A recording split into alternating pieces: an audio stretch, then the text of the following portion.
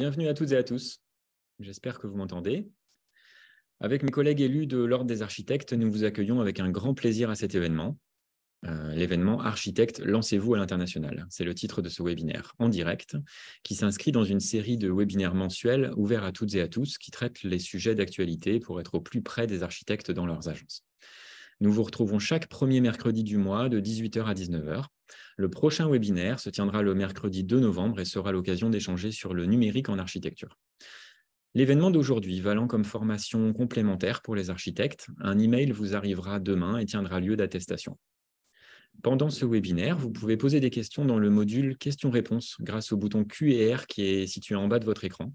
Nous ferons notre maximum pour apporter des réponses par écrit ou par oral en suivant.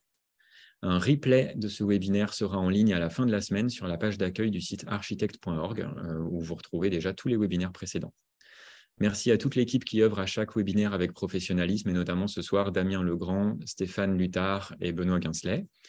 Je suis ravi de vous présenter les intervenants de ce soir avant de vous emmener dans le sujet. Nous avons avec nous, par ordre de prise de parole, Roueda Ayash, vice-présidente de l'AFEX et architecte associée de l'agence Architecture Studio, Madeleine Houbar, secrétaire générale de l'AFEX, Xavier Fabre de l'agence Fabre et Speller, Nicolas Zizel de l'agence Cause Architecte, Mathieu Lefort de Business France, Sébastien Saunier de l'IFCIC, c'est l'Institut pour le financement du cinéma et des industries créatives. Étant assez néophyte sur le sujet de ce soir, je me permettrai de poser des questions au fil de l'eau si je ressens un besoin d'éclaircissement et je vous ferai signe, chers intervenants, si le temps de parole prévu pour chacun est dépassé, de manière à ce que nous puissions entendre toutes les interventions jusqu'au bout et répondre aux questions de nos spectateurs également. Voilà, c'est parti pour ce webinaire. On commence avec les forces et faiblesses des architectes français à l'export. Je vais passer la parole à Roueda Ayash et Madeleine Houbar pour nous expliquer pourquoi aller à l'export quand on est un architecte français et comment s'y prendre, quel type de projet et de mission.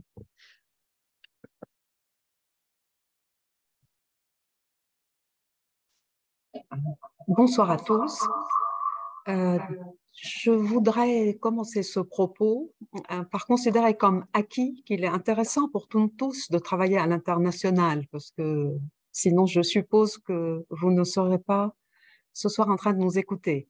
Donc je voudrais poser la question d'abord de l'accès à la commande. C'est la question que se pose légitimement tout architecte partant pour l'international. Et je voudrais poser cette question du point de vue de la maîtrise d'ouvrage à l'international, parce qu'il est essentiel. Pardon, je vais actionner le partage d'écran. Donc ça se passe comme ça. Et voilà. Et après, on est là. Hop. Voilà. Donc, l'accès à la commande. Pourquoi un maître d'ouvrage s'engage-t-il avec un architecte international? Je pose la question parce que tout ce que nous pouvons nous-mêmes se poser comme question en termes de risque à l'international ou pourquoi y aller alors que c'est plus simple de travailler depuis chez nous, un maître d'ouvrage qui va nous passer une commande à l'international se pose les mêmes questions. Donc, quels sont ses motifs? Pour comprendre quels sont nos motifs, nous pouvons comprendre quelle stratégie, nous, on peut élaborer si nous voulons aller à l'international pour savoir par quelle porte d'entrée on peut y accéder. Donc, un maître d'ouvrage veut consulter des architectes internationaux pour un projet visant un retentissement international, c'est-à-dire quand il souhaite inscrire sa stratégie urbaine ou alors un événement ou un bâtiment à l'échelle internationale et figuré à l'échelle du monde. Les architectes internationaux sont dans ce cas extrêmement recommandables en termes de visibilité, mais aussi pour montrer qu'ils partagent l'ensemble des idées que nous avons pour l'aménagement de nos territoires et de notre planète.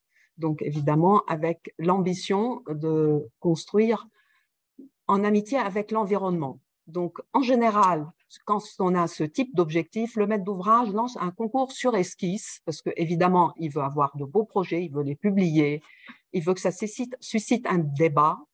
Et ce concours peut être complètement ouvert. Alors, c'est très intéressant pour les jeunes architectes qui veulent se lancer à l'international parce qu'on peut faire des découvertes. En général, les maîtres d'ouvrage, dans ce cas, sont très contents de montrer quelque chose d'inédit et donc de primer à minima, sinon de choisir des architectes qui ont fait un très beau projet, quelle que soit leur expérience passée. Alors après, effectivement, il faut qu'ils s'entourent d'une solidité nécessaire pour mener à bien le projet.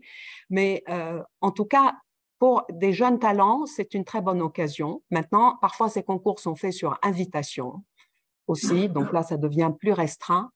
Et comme je le disais en préalable, le but affiché, c'est la médiatisation internationale.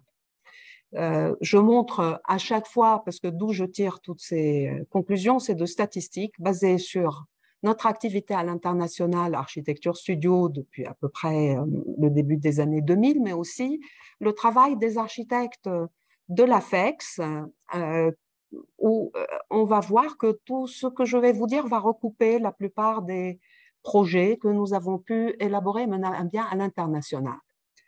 Après, un maître d'ouvrage, qu'il soit public ou privé, veut se construire une image de marque.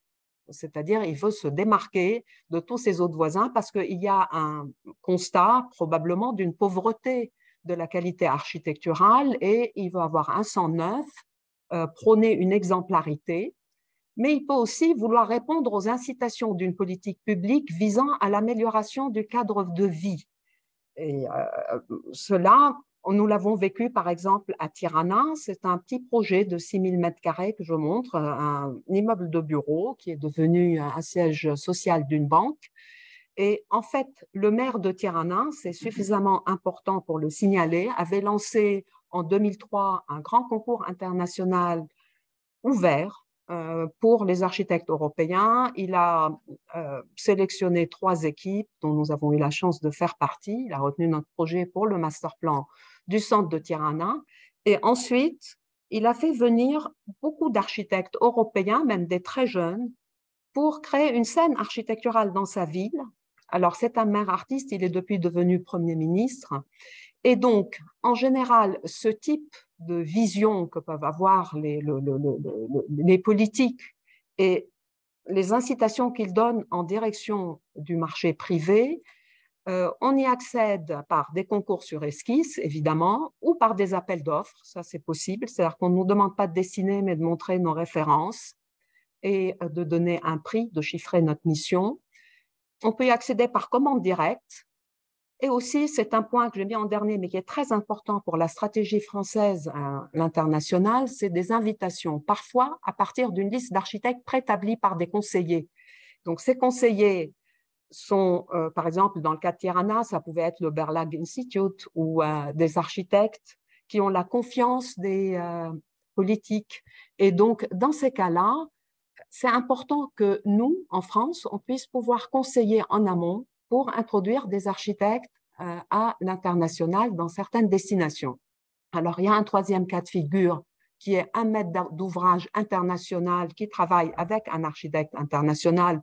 C'est souvent le cas dans l'hôtellerie, c'est souvent en commande directe et c'est parfois avec une petite mise en concurrence, mais c'est un système qui est assez simple et rodé d'aller à l'international, par exemple, avec un groupe hôtelier français ou de bâtir ce type de partenariat où on va ensemble à l'international. Après, il y a pour une expertise ou une innovation particulière.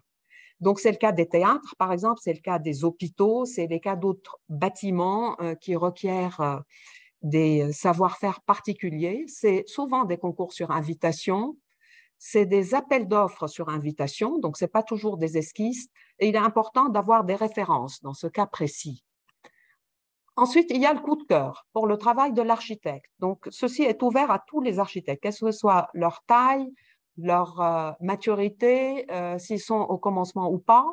Et en général, ça donne une commande directe. Il est essentiel dans ce cas de pouvoir se faire connaître, évidemment, et de pouvoir plaire, c'est-à-dire de pouvoir cibler les attentes.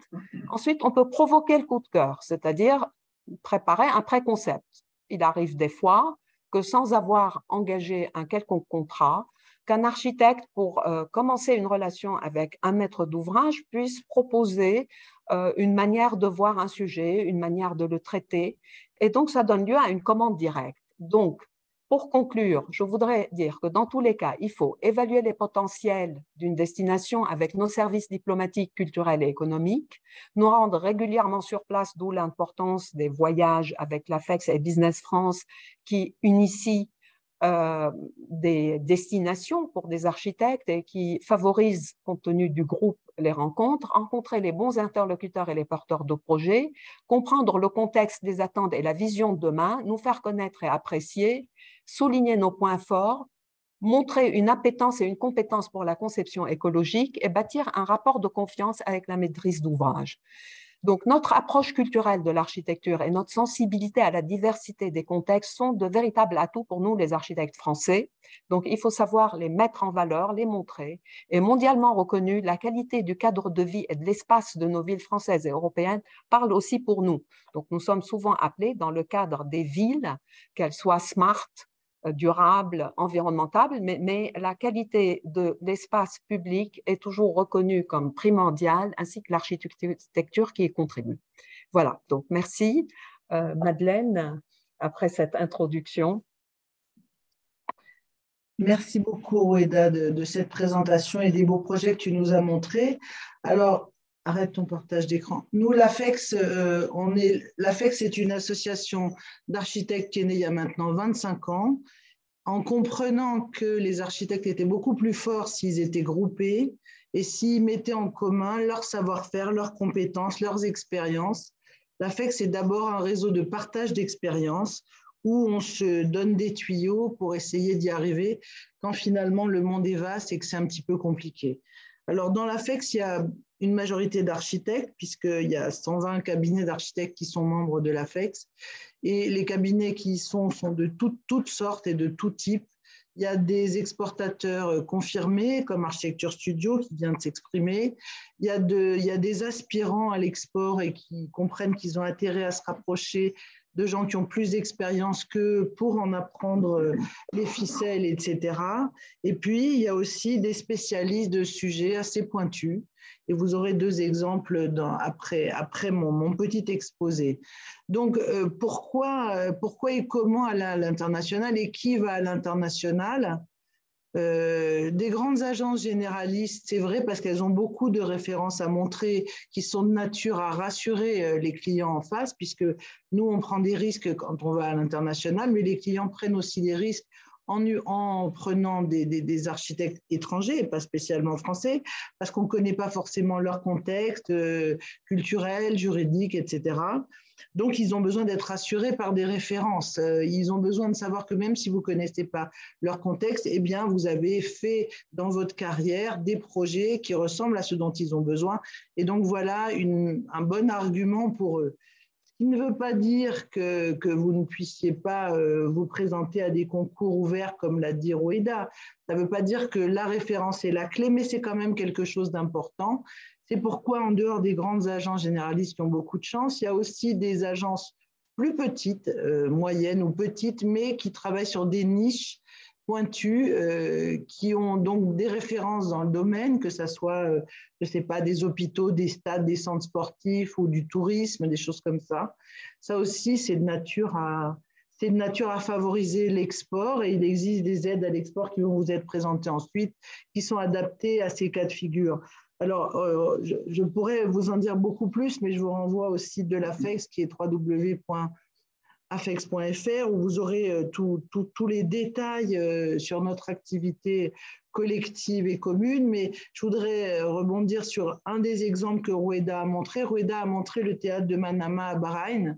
Et voilà une commande qui est arrivée chez Architecture Studio parce qu'ils avaient les références qui allaient bien, mais aussi parce qu'on avait fait un colloque avec Business France de présentation du savoir-faire français à Bahreïn et que comme ça, en équipe, il y avait une dizaine d'équipes d'architectes qui venaient montrer leur savoir-faire et leurs références. Et c'est une excellente manière de susciter l'envie et de provoquer ensuite dans la foulée des projets qui deviennent des références, qui deviennent des belles choses qui sont construites et qui sont données aux populations locales et qui ensuite nourrissent la création des architectes, y compris pour leur travail en France.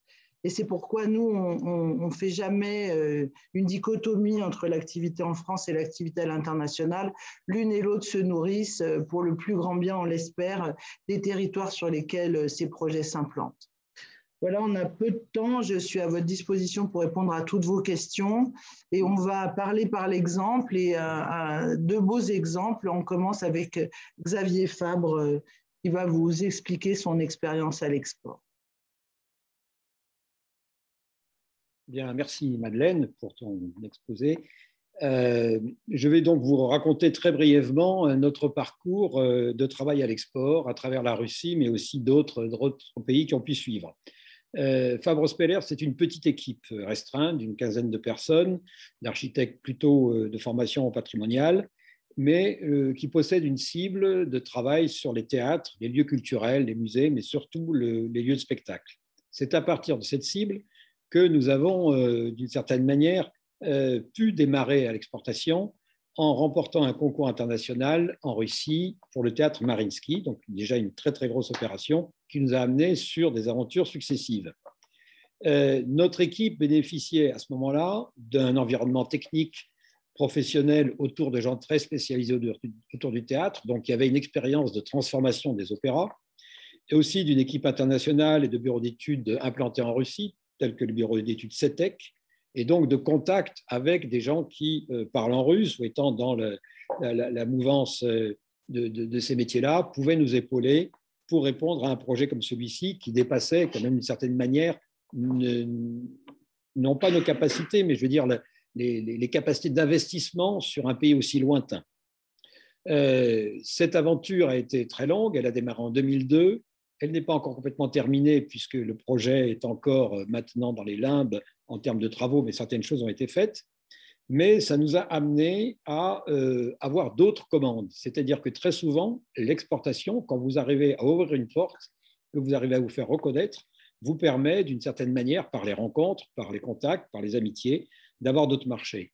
C'est ainsi que je pourrais citer d'une certaine manière les apports que nous avons retirés de cette expérience dans un contexte très difficile qui est le marché russe, qui sont les conditions de travail russes, le climat, mais le climat aussi des affaires qui est très, très compliqué, mais qui permet quand même de travailler dans des situations et des rapports internationaux corrects.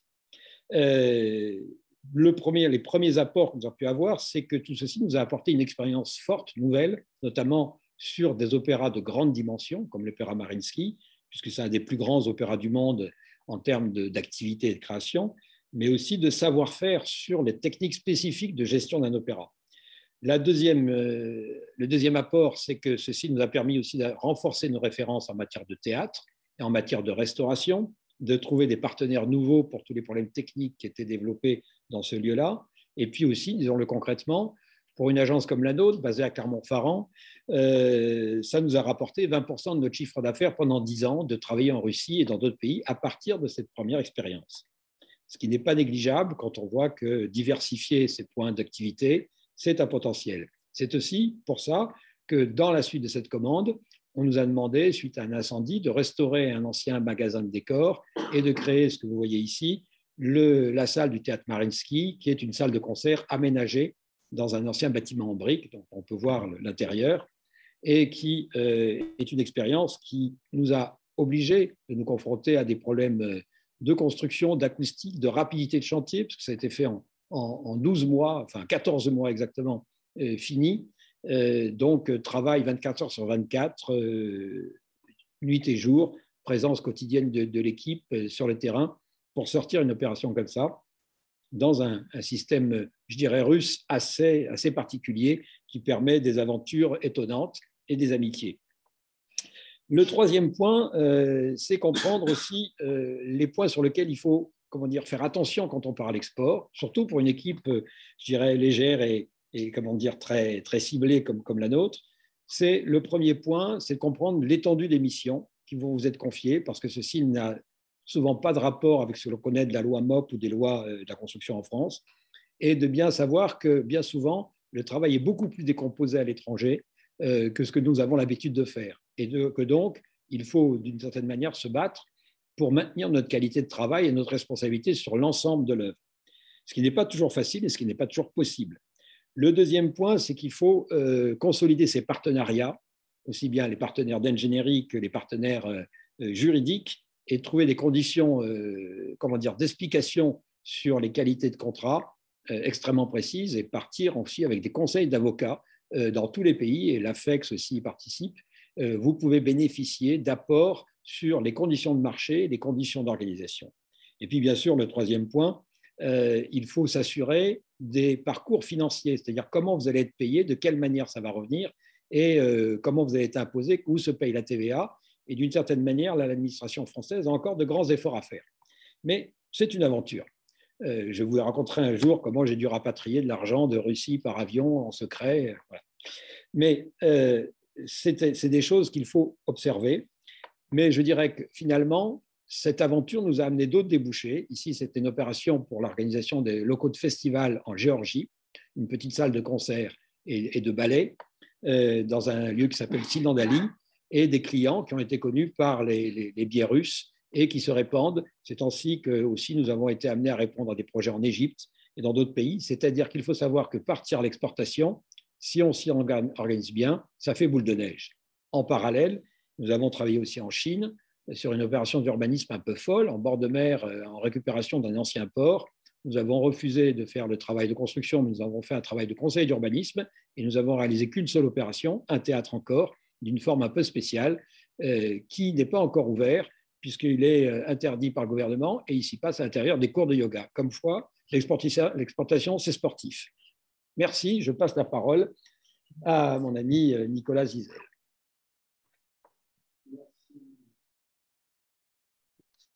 Merci Xavier. Alors, je vais partager mon écran. Voilà, donc bonjour à toutes et à tous. Donc, je vais vous parler. Alors, nous, on est encore une plus petite agence et nos aventures à l'export commencent il y a un petit peu plus de 6 ans. Et je vais me centrer sur l'endroit où on fait le plus de choses, enfin, où on essaye de faire le plus de choses, qui est l'Afrique. Donc, bienvenue à France Village, Abidjan. Voilà, ça pour essayer de vous mettre dans l'ambiance de ces impressions d'Afrique. Donc, on est une petite agence d'à peu près, enfin, on est quand même 25 personnes, donc on a un peu grossi, on était beaucoup moins quand on a commencé. Notre premier projet à l'étranger était au Mexique et c'était lié à un coup de cœur, enfin une série de coups de cœur suite à une conférence dans une école. Voilà aussi des moyens d'accéder à la commande. De la même façon que disait Rueda, il y a eu un petit concours, enfin mi-concours sur audition, et on a gagné face à des Espagnols parce qu'on était beaucoup plus rigolo qu'eux. La première question à l'export, c'est « What is your niche ?» C'est un peu une des questions que posent beaucoup de gens comme ça en anglais. Nous, notre niche, c'est la construction bois depuis 20 ans en France. Et on a eu la chance de perdre un concours en Guyane sur un projet en construction bois, où donc il y a l'Amazonie, puis on a perdu et on nous disait de toute façon, on ne peut pas construire en bois en Guyane. On s'est dit, c'est quand même assez paradoxal quand on a autant de bois de ne pas pouvoir construire en bois. Et on s'est dit, mais en fait, quand on y réfléchit, il y a pas mal d'endroits comme ça, dont l'Afrique tropicale, puisqu'on ne voyait pas beaucoup de projets arriver. Et on s'est dit, tiens, ça pourrait s'intéresser à ça. La première chose qu'on a fait, c'est de faire du E2E et du B2B. Alors, le E2E, c'est institution to institution, et le B2B, le business to business. Et c'était lors d'une mission de l'AFEX organisée par Business France et avec le CNOA, qui signait un partenariat avec l'Ordre des architectes. Voilà, ces missions sont des moments assez importants pour commencer à prendre la température, rencontrer des gens, tester ses idées et puis créer un réseau de partenaires qui est assez divers. Alors, sur la Côte d'Ivoire, sur le bois, c'était un peu un mauvais choix, puisqu'en gros, il ne reste plus que 2% de la forêt tropicale d'origine. Donc, ce n'est pas vraiment le meilleur endroit pour trouver du bois pour construire. Après, à force d'en parler, c'est la serendipité. On finit par entendre les gens s'intéressent à ce qu'on raconte. Et on est tombé sur quelqu'un qui connaissait des forestiers, un groupe forestier au Gabon qui voulait se lancer dans la promotion immobilière, mais qui ne savaient pas comment faire. Parce qu'ils avaient quand même un gros problème, c'est qu'ils n'arrivaient pas à trouver de bois, alors qu'ils étaient propriétaires de forêts. Et donc, en allant sur place, là, vous avez l'exemple c'est dans une scierie au milieu de la forêt tropicale, où ils sont en train de brûler tous les jours l'équivalent d'une maison. Et donc, en gros, on a commencé à travailler sur qu'est-ce qu'on peut faire avec ce bois, trouver la filière, comment le ramener dans la capitale, mobiliser une entreprise qui était sur place, etc. Et là, malheureusement, le groupe forestier a fait faillite, donc l'aventure s'est arrêtée là. mais a rebondi sur d'autres aventures, puisque étant sur place, on s'est intéressé un peu à ce qui se passait et on est tombé sur un appel d'offres public donc du ministère en charge des forêts auquel on a répondu et qu'on a remporté. Alors, on n'a pas répondu tout seul, on a répondu avec un partenaire local, mais en tout cas, c'était assez intéressant. C'est un appel d'offres qu'on avait trouvé via le site de l'AFD qui diffuse ces appels d'offres. Et là, je rejoins la question du financement. C'est beaucoup plus simple quand on n'est pas accompagné par un partenaire industriel, en tout cas qui ne fait pas faillite.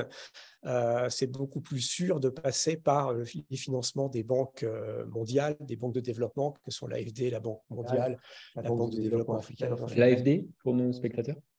L'AFD, c'est l'Agence française du développement, pardon, qui dépend de BPI, que nous connaissons tous pour nos fins de mois difficiles, et qui voilà, est également une banque à l'export. Là, j'insiste évidemment sur le partenariat. On ne va pas aller à l'export tout seul, sans connaître personne, en ne voulant rencontrer personne en autarcie, comme peuvent le faire certains pays. D'une part, c'est un peu contraire à la façon, je pense, dont on pratique notre métier et à nos habitudes. Et puis, c'est perdre, d'une part, la possibilité de réaliser les choses et d'autre part, toute une dimension d'expérience humaine, d'échange, de partenariat.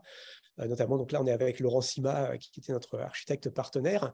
Alors, sur ce projet CAF, il y avait deux volets. Il y avait un volet qui était de réhabiliter, un peu, vous voyez le bâtiment qui est derrière, c'était tous les bâtiments du ministère dans les forêts qu'il fallait réhabiliter, et puis construire des nouveaux hébergements. Donc, Laurent a eu la chance d'aller jusqu'au bout de la réhabilitation du patrimoine existant.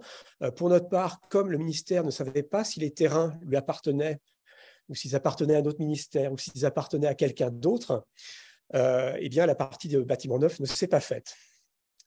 Voilà, donc on a comme ça des situations dans les pays auxquels on n'est pas habitué. Voilà, on a dans des pays où il n'y a pas de cadastre, où la propriété du terrain peut être multiforme et ça peut prendre 10 ans, y compris dans l'Afrique anglophone, qui a des règles peut-être plus strictes que l'Afrique francophone, mais ça peut prendre 10 ans de sécuriser la propriété d'un bien foncier. Sixième chose importante, c'est se constituer le réseau. Alors, le réseau se constitue évidemment au sein de la FEX, mais aussi au sein de tout un tas de rencontres sur le réseau francophone, par Business France, par l'AFD, donc vous voyez qu'il y a des moments croisés, par la direction du Trésor, qui notamment, on a des très très bons interlocuteurs dans les ambassades de la direction du Trésor qui connaissent parfaitement la situation sur place. Diplomatiquement, quand on leur parle d'intention de s'implanter, notamment en Afrique, on dit toujours que le partenariat avec la France est en train de revenir au beau fixe, qu'il y a une énorme potentialité sur le terrain, mais que je ne vous cache pas les difficultés de s'implanter sur place. Donc, malgré tout, on a continué et toujours par le bois et par la ville de Bordeaux, on est arrivé sur un autre projet qui, pour le coup, va se réaliser au Cameroun. Et là, c'est par le biais d'un élu de quartier qui vient inaugurer cette espèce d'aire de jeu qu'on avait fait avec des enfants d'une école. C'était dans son arrondissement. Il se trouve qu'il gérait le partenariat entre la ville de Bordeaux et la communauté urbaine de Douala et qui s'est dit, bah, tiens, il faudrait qu'on fasse la même chose à Douala. Et donc ça, c'est un autre volet qui peut être assez intéressant, qui est, on a des relations avec nos élus, nos villes, nos départements, nos régions, qui ont souvent des programmes engagés, des programmes peut-être à venir qui ne sont pas encore officialisés, sur de la coopération décentralisée. Ils n'ont pas forcément les budgets pour réaliser. En l'occurrence, là, ce qu'on va réaliser, c'est un pavillon d'accueil pour les familles dans un hôpital. Alors, c'est lié à quelque chose de très, très spécifique à l'Afrique, enfin, l'Afrique de l'Ouest francophone. Il n'y a pas de budget, le budget de Bordeaux Métropole ne le permettait pas, mais par contre, la coopération décentralisée a permis de trouver le budget auprès de tout un tas de fondations privées qui ont pu être mobilisées et qui permettent finalement d'avoir le financement pour ce type de projet. Une fois qu'on a le budget, il faut construire.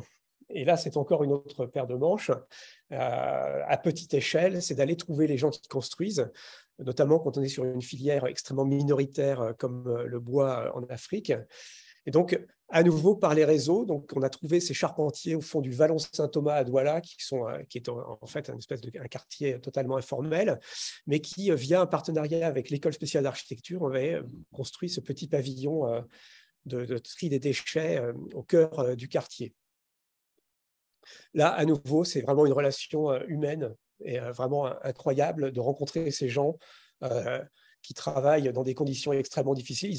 C'est des charpentiers qui n'ont strictement aucun outil, c'est-à-dire qu'à chaque chantier, il faut qu'on leur prête le matériel. Par contre, toute la conception est faite en 3D sur les derniers logiciels CAD.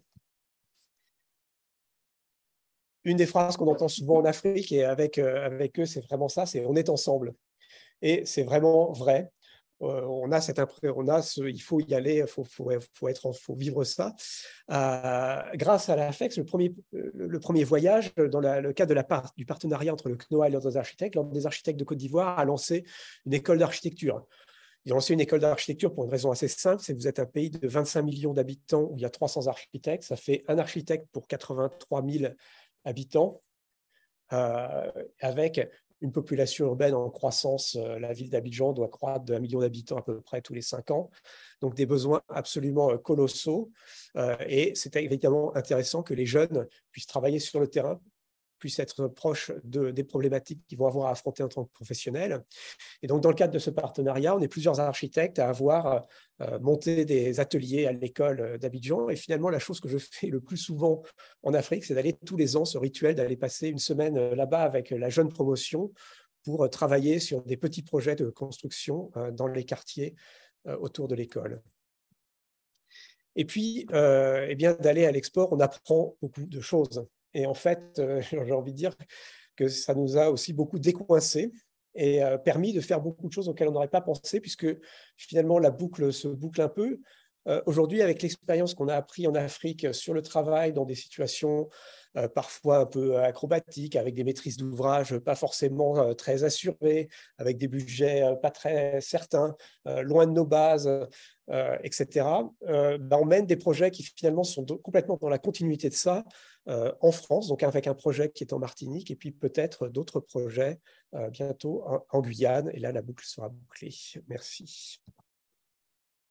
Merci beaucoup. Merci pour ce témoignage. Je passe la parole à Mathieu Lefort de Business France.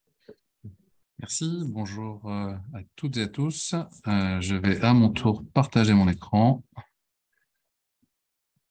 Et j'imagine que vous le voyez désormais. Je vais commencer peut-être par présenter Business France, qui est l'agence que je représente aujourd'hui. Pardon. Excusez-moi, c'est un petit peu sensible. Business France est donc une agence de service public dont le rôle est de développer l'internationalisation des entreprises françaises, avec deux missions. Une mission export, qui est évidemment de vous accompagner à l'international, avec un petit volet dont on parlera tout à l'heure qui concerne les jeunes qu'on essaye de pousser via le volontariat international en entreprise, et une mission annexe qu'on va éluder aujourd'hui, qui est l'attractivité, liée à l'attractivité du territoire, qui est d'attirer les investisseurs étrangers sur le territoire français. Pour remplir cette mission, évidemment, on s'appuie sur un réseau, d'abord 780 collaborateurs à l'étranger qui nous permettent de répondre aux besoins des entreprises, puisque nous sommes présents dans 74 implantations dans 55 pays. Et depuis ces pays, nous couvrons un certain nombre de territoires sur lesquels nous sommes compétents. Ce qui nous permet de vous accompagner vraiment sur l'ensemble de la planète. En quelques mots, on accompagne, et vous êtes vraiment notre cible, Business France n'est qu'un outil à la disposition des entrepreneurs. On accompagne déjà un grand nombre d'entreprises. Et on a cité tout à l'heure quelques missions. Je cite le chiffre des opérations collectives qui sont organisées. Et nous ne sommes qu'un outil. On cite 156 rencontres B2B, dont chaque année, quelques-unes qui sont organisées en concertation et en étroite collaboration avec l'AFEX, afin de projeter les architectes à l'international. Et on y reviendra tout à l'heure. Je cite également le nombre de VIE qui sont en poste, les volontaires internationaux en entreprise. Sachez également, en ce qui concerne l'architecture, qu'un VI filière est en poste actuellement en Afrique pour vous aider dans votre compréhension des opportunités de ce marché et pour accompagner la filière et vous aider dans vos projets sur ce marché. Voilà, pour présenter un petit peu, je passe sur la partie Invest qui est peu intéressante, qui ne nous concerne pas beaucoup aujourd'hui, mais consciente que la France a une spécialité, c'est qu'elle aime les millefeuilles, et pas uniquement dans sa gastronomie. On a beaucoup d'acteurs qui sont là pour vous accompagner à l'international. Donc, pour essayer de rendre les choses plus faciles, plus intelligibles pour les entrepreneurs que vous êtes, nous nous sommes lancés dans ce qu'on a appelé les Team France. Alors, il y a eu la création d'une Team France Invest qui ne va pas nous concerner, mais vous l'aurez dans le PowerPoint. Et on a surtout créé une Team France Export qui clairement est à votre disposition. Et vous voyez les logos des partenaires qu'on a essayé de rassembler. Partenaires qui sont présents dans les territoires, hein, pour les CCI, on a cité BPI également. Les régions ont été embarquées pour pouvoir apporter des solutions qui sont à chaque fois adaptées au plus près de vos besoins et essayer de développer une expertise qui puisse s'adapter vraiment à vos souhaits. Concrètement, ça s'est traduit par une première initiative. Enfin, pourquoi est-ce qu'on a créé cette équipe? C'est pour pouvoir vous apporter des solutions. Et là, je vais rebondir sur 3 phrases qui ont été évoquées tout à l'heure par Xavier Fabre pendant sa présentation. La première condition qu'il a invoquée, c'est comprendre l'étendue des missions. C'est donc la première mission que nous nous sommes donnée, vous aider à définir votre projet et choisir vos marchés. J'ai indiqué le site teamfrance-export.fr. Sur ce site, vous allez trouver l'ensemble des offres qui sont apportées par les différents membres de la Team France Export, que ce soit BPI, qu'on a cité tout à l'heure, mais vous allez également y trouver des informations qui sont fournies par des spécialistes de la propriété intellectuelle comme l'INPI, par des bailleurs comme l'AFD ou BPI qu'on a cité également. Structurez votre stratégie internationale, vous apportez les informations. C'est vous donner accès à des informations qui sont déjà gratuites, qui sont concaténées, qui sont identifiées et diffusées par nos bureaux qui sont présents, comme on l'a vu tout à l'heure, sur l'ensemble des marchés. Ces informations, elles vont vous aider à prioriser les marchés cibles pour vous en vous donnant une compréhension la plus fidèle possible des opportunités de ces différents marchés. Encore une fois, cette première approche est gratuite et plus vous rentrez dans le détail, évidemment, on va rentrer dans des prestations qui peuvent être payantes, des études qui peuvent être payantes ou de l'accompagnement. Néanmoins, c'est le deuxième point qui a également été évoqué tout à l'heure, hein, assurer le parcours financier. Il y a deux sujets, 2 enjeux. Le premier, c'est évidemment sécuriser ses paiements, hein, et là, vous allez avoir toute une batterie de services qui sont proposés par les partenaires, que ce soit l'AFD, que ce soit BPI ou des autres partenaires qui vont notamment concerner l'assurance crédit export ou des aides et financements qui sont proposés par à la fois BPI, hein, on a des prêts de croissance qui existent à l'international, spécifiquement dédiés à ça. On a une assurance prospection accompagnement qui est là pour vous aider, qui est proposée par BPI. On a évidemment des aides qui sont également proposées par le Trésor. Hein. Nicolas a cité la Direction générale du Trésor qui propose notamment le FASEP, hein, le fonds d'aide qui permet pour des études à partir de 100 000 € de financer des études de faisabilité. On a d'autres batteries d'aides et puis on en a qui sont peut-être un petit peu plus adaptés à des primo-exportateurs, hein, ce que j'indique dans la présentation, c'est le chèque relance export qui a été mis en place évidemment dans le cadre de la crise sanitaire qu'on a connue malheureusement récemment, dans le cadre de tout un tas de mesures qui ont été mises en place pour vous aider dans votre développement à l'international. Et ce sont des aides très concrètes, très faciles. Alors, j'indique qu'il faut les solliciter avant le 15-12. Alors, je vais donner les montants pour des prestations individuelles. Si vous sollicitez, que ce soit évidemment par un membre de la Team France Export ou n'importe quel autre sous-traitant qui pourrait vous aider dans votre développement, pour une prestation individuelle, prestation de conseil, d'accompagnement, ça va être 50% du montant de la prestation dans la limite de 2 000 €. Pour la participation à un pavillon, imaginons que vous ayez besoin d'aller exposer sur un pavillon qui est organisé à l'occasion d'un salon à l'étranger, c'est également 50% du montant dans la limite de 2 500 €. Et enfin, pour une mission B2B, comme Nicolas l'a cité tout à l'heure, c'est également capé à 50% du montant de la prestation jusqu'à concurrence de 1 500 €.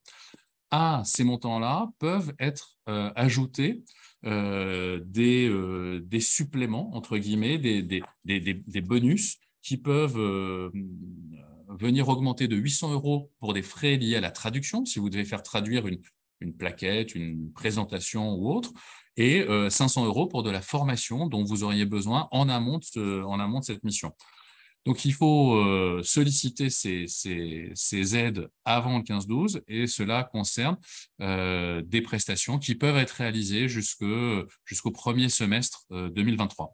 Évidemment, alors je l'indique, j'ai encore une slide derrière, je l'indique, toutes ces informations sont disponibles sur le site Team France-Export. Vous pouvez même faire la demande d'aide directement en ligne.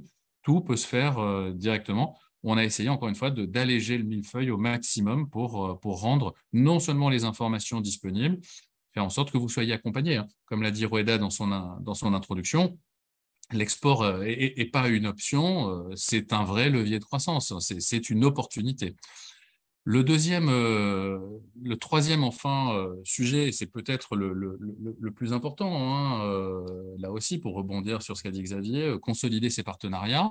Là, concrètement, une fois que vous avez identifié vos marchés, que vous avez mobilisé les ressources et les moyens financiers pour y aller, il faut aller prospecter, il faut aller trouver un client, un donneur d'ordre. Et là, il y a des solutions également qui existent. Vous trouverez tout ça sur ce site pour identifier les appels d'offres. Évidemment, on a des services qui vous permettent de l'identifier. Alors évidemment, en ce qui vous concerne, il y a toujours l'enjeu, et on en parle très très souvent avec Madeleine, d'être au courant de ces appels d'offres le plus en amont possible. C'est un vrai défi et ça, il n'y a qu'une prospection fine et régulière d'un marché qui peut vous permettre de le faire. Et évidemment, participer à un salon, des rencontres d'affaires à l'étranger. Et là, je vous invite vraiment à aller sur le site de l'AFEX également. Sur le site de Team France Export, vous trouverez dans la rubrique agenda l'ensemble des missions qui sont organisées. Se lancer, ça peut être, si vous ne trouvez pas des missions collectives qui conviennent à vos besoins, à vos attentes, évidemment, tous nos bureaux sont à votre disposition pour vous accompagner via des prestations individuelles. Le e-commerce, je ne pense pas que ce soit vraiment aujourd'hui le sujet. En revanche, communiquer sur les marchés cibles. Évidemment, lorsque vous avez remporté un contrat où vous voulez faire connaître votre offre ou vous voulez gagner en visibilité sur un marché, on a également des bureaux de presse qui sont spécialisés, qui travaillent avec les influenceurs, qui travaillent avec l'ensemble des réseaux sociaux et qui peuvent vous accompagner à y voir plus clair dans cette jungle. Je ne suis pas sûr d'avoir le temps d'aller sur le site teamfranceexport.fr, mais je vous invite vraiment à y aller et vous allez trouver l'ensemble de ces informations sur ce site. Merci beaucoup. Merci à vous. Merci beaucoup. Sébastien Saunier, c'est à vous. Bonsoir à toutes et tous. Je vais également partager mon écran pour vous parler de l'IFSIC, effectivement, où je vais vous présenter brièvement ce qu'est l'IFSIC, puisqu'effectivement, on nous a annoncé comme institut du financement du cinéma et des industries culturelles. Donc, effectivement, que vient faire le cinéma là-dedans? Moi, je viens vous parler effectivement de financement des entreprises culturelles dont font partie évidemment les architectes. L'IFSIC, c'est une banque privée, puisqu'on a un actionnariat qui est détenu à 51% à peu près par les banques privées principalement françaises et à 49,5% par l'État, dont BPI France, dont on parle beaucoup ce soir, et donc qui est présent partout et qui est effectivement la banque publique d'investissement généraliste. Et on va considérer que l'IFSIC, eh bien, ça va être BPI France, mais adressé aux secteurs qui relèvent de la compétence du ministère de la Culture, parmi lesquels, évidemment, l'architecture prend toute sa part. On est régulé en tant que banque et on va avoir, même si nous sommes privés et que nous avons à peu près 40 ans et que nous avons un actionnariat quand même assez prépondérant et étatique, nous avons une mission d'intérêt général qui nous lie avec le ministère de la Culture et le ministère de l'Économie, qui est de faire en sorte qu'on vous facilite l'accès au crédit. Donc, on parle de solutions d'endettement. Ça vient compléter évidemment un certain nombre de dispositifs qu'on a cités ce soir. L'AFD, parce que ce sont des financements de projets d'infrastructures effectivement à l'étranger.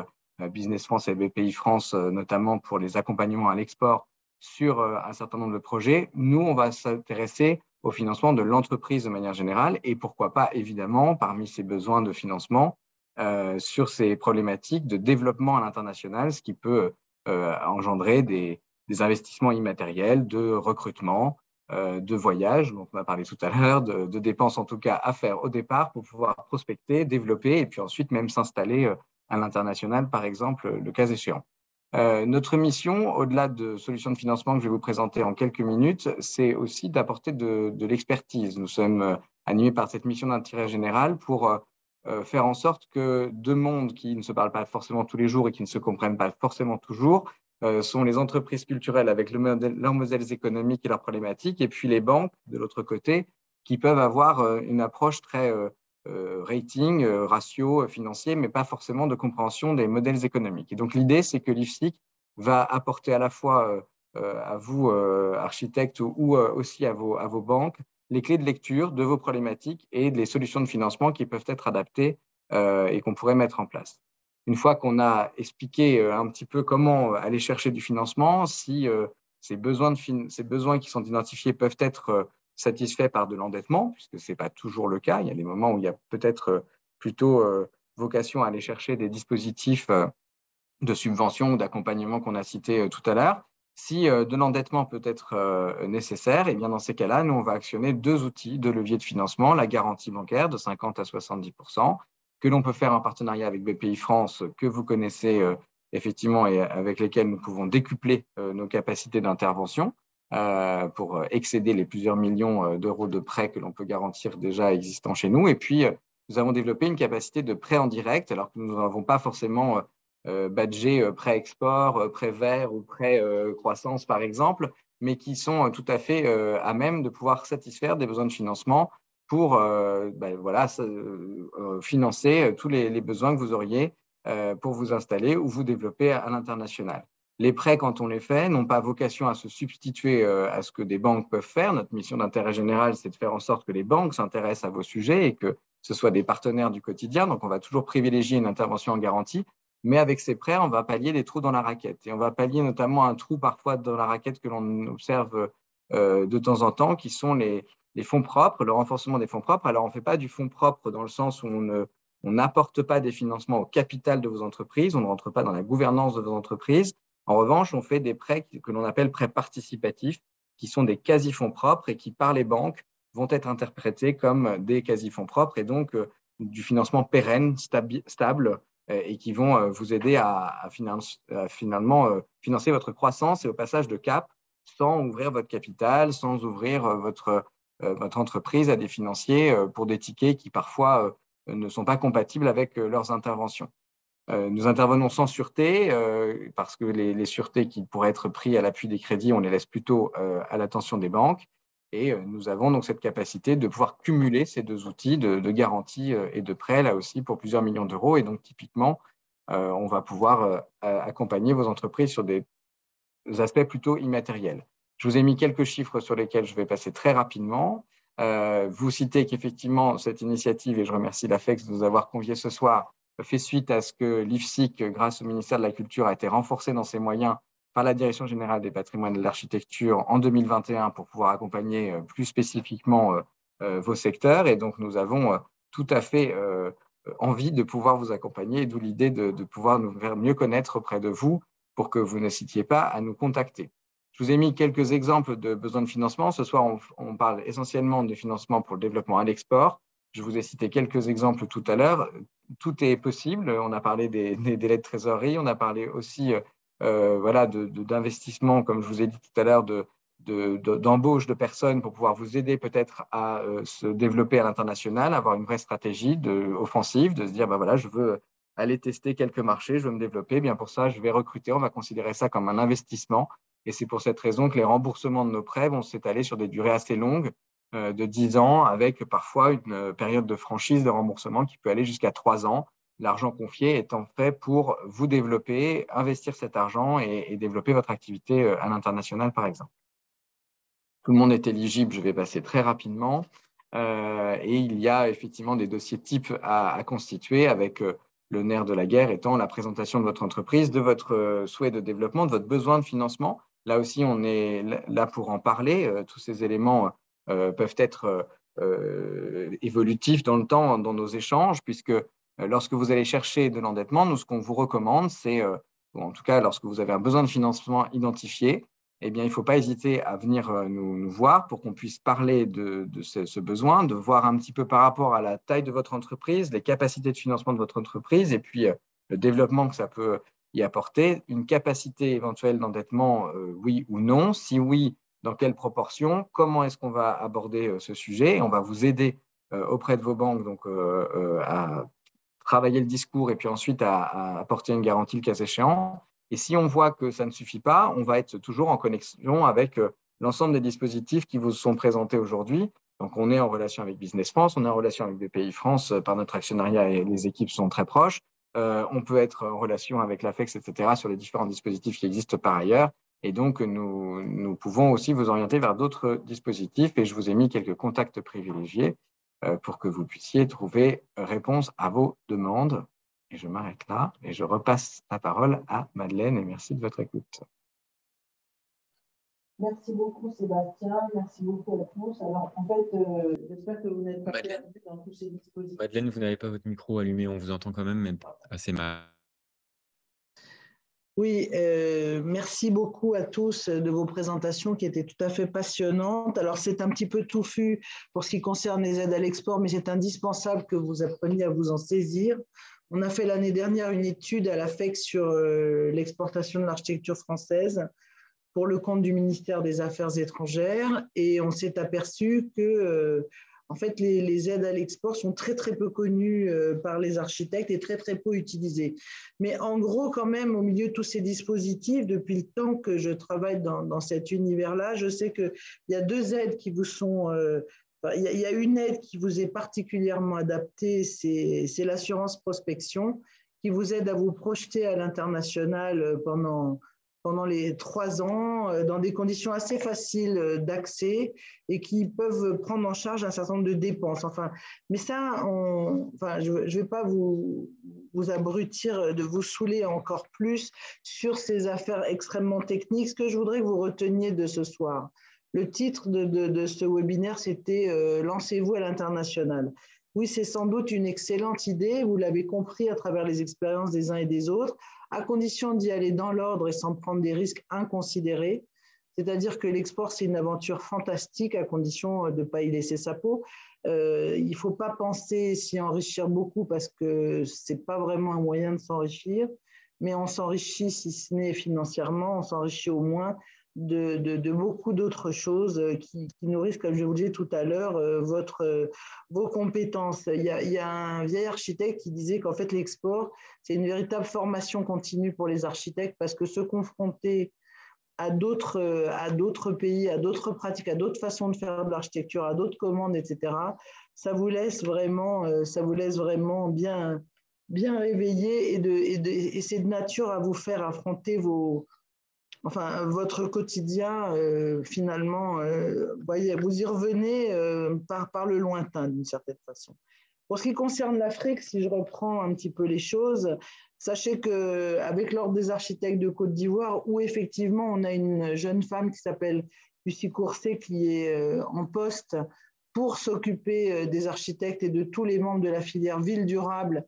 Elle a été prolongée d'1 an, donc on est bien content. Et si vous avez des questions là-dessus, il ne faut pas hésiter à nous demander ses coordonnées pour la contacter là-bas.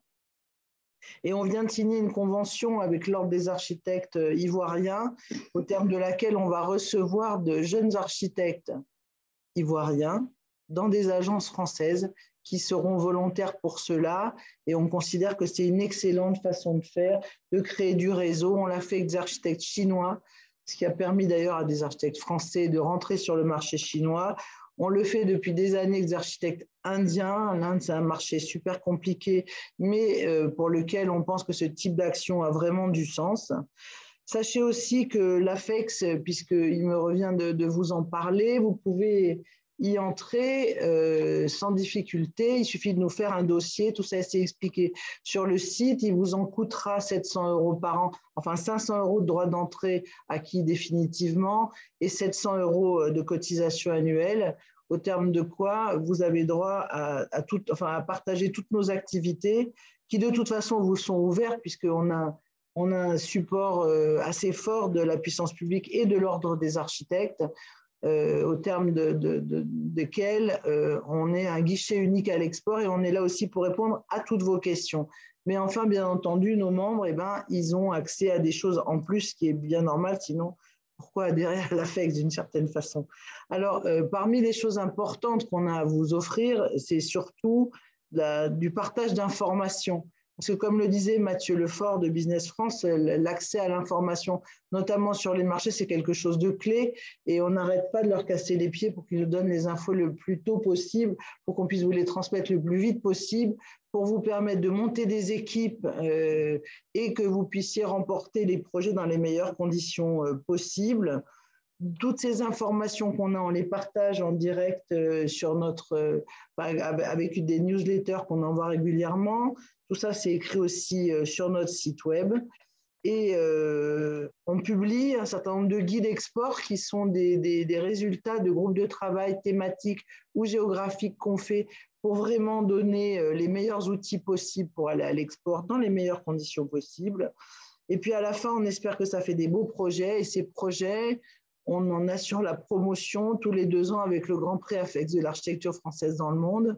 On vient de lancer l'appel à projets pour l'édition 2023, parce que ce qu'on veut montrer, c'est qu'à la fin des fins, tout ça, ça fait de la bonne et de la belle architecture, et que ce n'est pas parce que c'est aux 4 coins de la planète qu'on ne doit pas en faire état. Et nous, on souhaite vraiment faire connaître cette architecture en France et à l'international, où les expositions qui sont présentées tous les 2 ans au Palais Royal de ces projets, du palmarès du Grand Prix AFEX, font l'objet d'une itinérance internationale par le biais des services culturels des ambassades de France. Voilà, j'espère que je n'ai pas été trop longue et on vous attend à l'AFEX avec grand plaisir.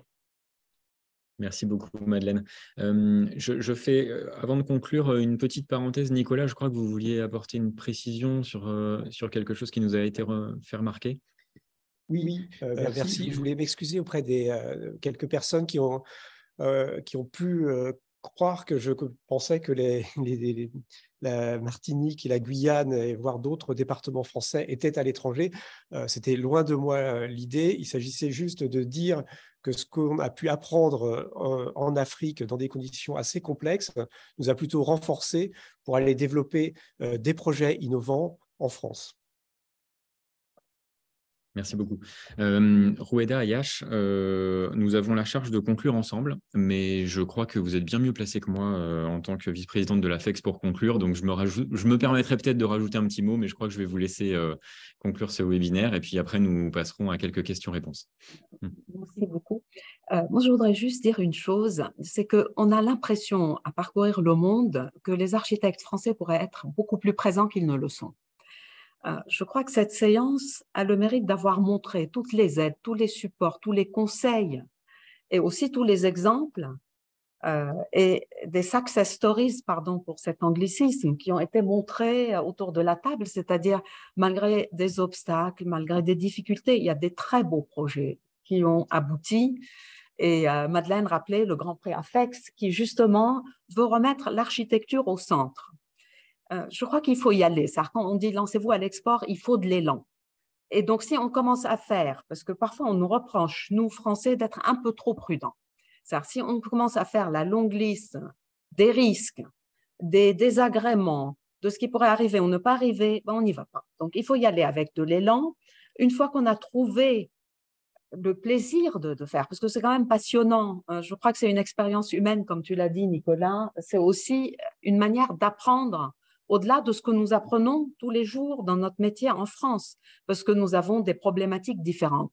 C'est-à-dire, une fois qu'on est dedans, tous les obstacles, ils ont des solutions. Tous les risques, il y a une manière de trouver, de trouver une solution pour les contourner. Il faut s'appuyer sur un partenariat local fort. Moi, je dirais, il y a quelques grands principes. Il faut savoir négocier le contrat avec souplesse pour que ça ne casse pas, mais aussi pour être sûr de pouvoir être payé et pour être sûr que si la mission ne va pas à terme, on est quand même payé de l'effort et qu'après, on peut suivre le contrôle esthétique de ce que nous avons fait, parce que notre but, c'est quand même d'accoucher d'un très beau projet. Bon, Après, il y a des tas de petits problèmes qui arrivent, il faut maîtriser les réglementations, etc., etc., etc. On ne va pas être long là-dessus, mais je n'ai pas connu un seul problème qui n'ait pas trouvé une solution à l'export en 20 ans où je travaille presque exclusivement à l'export. Donc voilà, lancez-vous et soyons beaucoup plus présents parce que les architectes européens sont plus présents que nous. Donc il faut vraiment que nous y allions. Et puis, je crois qu'il y a une très forte attente de l'architecture dans le monde et de la grande qualité architecturale et de la grande qualité urbaine. Et je crois qu'il y a vraiment de la place pour nous parce que nous avons en France un cadre assez privilégié pour l'exercice de notre métier. Merci beaucoup. Donc, je vous laisse le soin de conclure. Bien sûr. C'est gentil, à vrai dire. L'idée de fin de nos webinaires est d'échanger avec les spectateurs via le module de questions-réponses. Aujourd'hui, je pense que vous avez été très complet et clair parce qu'il y a très peu de questions. Il y a eu notamment des questions sur un accord entre le Canada et l'Union européenne qui ont été répondues par écrit et qui sont assez techniques. Apparemment, je ne connaissais pas ce sujet, mais c'est quelque chose qui devrait être un accord qui devrait être signé en début d'année 2023 après 5 ans de négociations. Si quelqu'un a quelque chose à rajouter, bien sûr sur ce sujet, faites-moi signe. Nous avons un petit peu dépassé l'heure prévue, donc c'est pas plus mal qu'il n'y ait pas beaucoup de questions. À la limite, ce qu'on peut faire pour finir, c'est si les échanges, les interventions ont provoqué chez l'un d'entre vous, l'une d'entre vous, quelque chose à rajouter, allez-y, c'est le moment. Et puis sinon, on va juste se souhaiter une bonne soirée. Est-ce que quelqu'un a pensé à un éclaircissement ou quelque chose à compléter? Non, c'est bon pour vous? Bah, écoutez, c'est parfait. Attendez, je vois qu'il y a quand même une question qui arrive.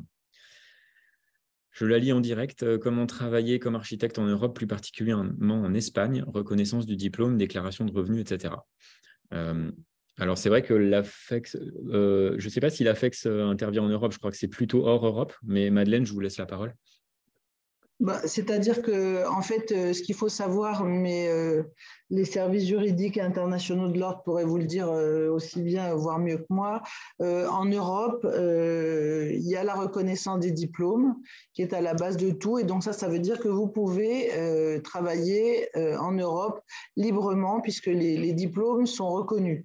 Maintenant, l'Europe n'est pas un marché facile pour les architectes français. Parce qu'en réalité, Roueda l'a très bien dit, on vient nous chercher souvent pour faire des choses qu'on ne sait pas faire sur place.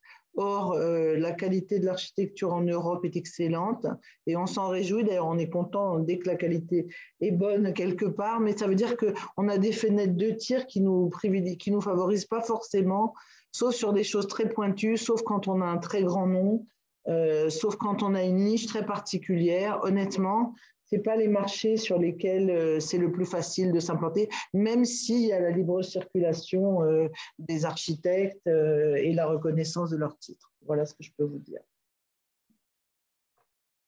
Oups, d'accord, merci beaucoup Madeleine. Bah, écoutez, on va s'arrêter là pour ce soir parce que c'était passionnant, clair, fourni. Je pense que le message a été entendu et que les discours étaient très clairs. Alors, je vois quand même qu'il y a une dernière question qui arrive. Allez, c'est la dernière, c'est sûr. Qu'en est-il de la reconnaissance du diplôme avec l'Amérique latine? Ça va encore être une question pour le service juridique de l'ordre, mais je pense que Madeleine, vous savez quand même répondre. Non, mais c'est non, hein, c'est niet, il n'y a pas. Il n'y a pas, et de toute façon, en Amérique latine, ils ont d'excellents architectes. C'est compliqué d'y travailler, c'est pas impossible, c'est jamais impossible nulle part quand on a des relations, quand on a quelque chose de spécifique, mais il n'y a pas de reconnaissance des diplômes, et de toute façon, sauf comme c'est le cas en Europe, vous serez obligé de vous associer avec des architectes locaux. C'est vrai partout. Et même en Europe où ce n'est pas obligatoire, c'est quand même recommandé parce que quand même, il y a les habitudes, les us et les coutumes et que c'est toujours très utile de s'associer, même si ça n'est pas obligé. Mais en Amérique latine, no way. Merci beaucoup. Bon, de toute façon, si vous pensez à d'autres questions... Ah, Xavier, je vous passe la parole. Je voulais apporter une... Micro, Xavier, s'il vous plaît. Je voulais juste apporter un point d'optimisme à la question. Je pense que l'Europe est un marché et que nous devons nous y attaquer parce qu'il y a des spécificités de savoir-faire français qui ne sont pas forcément soit développées dans ces pays autres, soit référencées. Je peux vous dire simplement mon expérience. Par exemple, moi, je travaille actuellement en Allemagne, où ils commencent simplement à restaurer leur théâtre et où ils n'ont pas d'équipe avec les références pour faire des théâtres, où ça commence à peine. Donc, il y a des secteurs comme ça sur lesquels on peut pénétrer les marchés et sans doute en Espagne, il y a aussi ce type de cible que l'on peut trouver. Et effectivement, comme l'a dit Madeleine et les autres intervenants, il faut toujours trouver des partenariats locaux pour s'adapter, bien sûr, à la langue, mais à la juridiction et puis aux effets de protection des différents ordres nationaux qui fonctionnent encore en Europe. Mais ceci se passe, je dirais, plutôt positivement parce qu'avoir des partenaires locaux, c'est nécessaire et c'est en plus très agréable. Et pour apporter un peu de contradiction à mon cher Xavier, avec lequel en général je suis toujours d'accord, mais pour lui apporter un peu de contradiction, en Espagne, c'est un petit peu comme aux États-Unis. Pour aller d'une région à l'autre ou d'un État à l'autre aux États-Unis, c'est très compliqué. C'est-à-dire qu'un architecte catalan n'a pas forcément toutes les facilités pour aller travailler en Andalousie et vice-versa. Donc, tout ça sont des univers compliqués, mais avec l'envie de le faire, comme le disait Rouaïda, on peut arriver à faire n'importe quoi. Alors, sur la question de l'Europe, je voudrais juste rajouter quelque chose. C'est beaucoup plus difficile en termes de prospection, parce que comme ça a été dit, il y a beaucoup de concurrence, mais en revanche, il y a beaucoup plus de sécurité du déroulement de la mission. Alors, ce n'est pas le cas dans tous les pays d'Europe, mais par exemple en Allemagne ou en Suisse, c'est vrai que par exemple, nous, on a fait beaucoup de concours qui étaient des concours ouverts, on les a tous perdus jusqu'au jour où, par hasard, on en a gagné un là, récemment à Genève.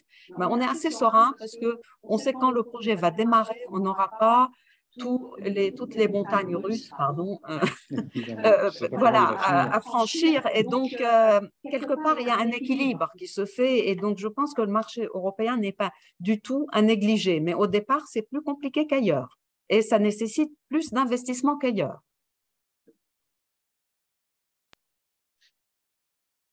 Eh bien, c'était le mot de la fin. Merci beaucoup. Nous avons un peu dépassé le timing, donc nous arrêtons là. C'était passionnant et très intéressant et clair. Je vous remercie toutes et tous. Je vous dis à bientôt pour un autre webinaire, premier mercredi de novembre, sur le numérique et l'architecture. Un grand merci à l'AFEX, à nos deux architectes qui ont témoigné, à Business France et à l'IFSIC et non l'IFCIC. Merci beaucoup et bonne soirée. Merci à vous tous. Merci de votre attention. Ciao.